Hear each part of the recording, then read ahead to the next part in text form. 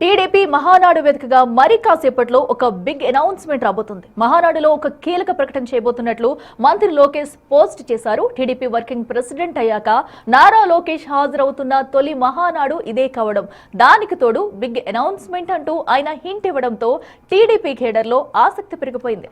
అసలు లోకేష్ ఏం ప్రకటించబోతున్నారు? పార్టీ భవిష్యత్తుకు సంబంధించిన నిర్ణయమా లేక సరికొత్త కార్యాచరణ ఉంటుందా అనే ఉత్కంఠ నెలకొంది. మహానాడులో లోకేష్ ఏం ప్రసంగిస్తారని టీడీపీ కేడర్ మొత్తం ఎంతో ఉత్కంఠతో ఎదురుచూస్తుంది.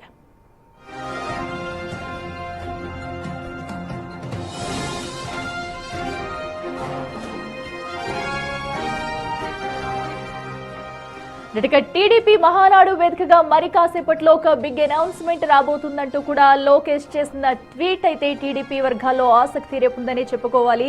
సో ఆయన మంత్రి అయిన తర్వాత కూడా తొలి మహానాడు కార్యక్రమంలో వర్చువల్ గా పాల్గొంటున్నారు.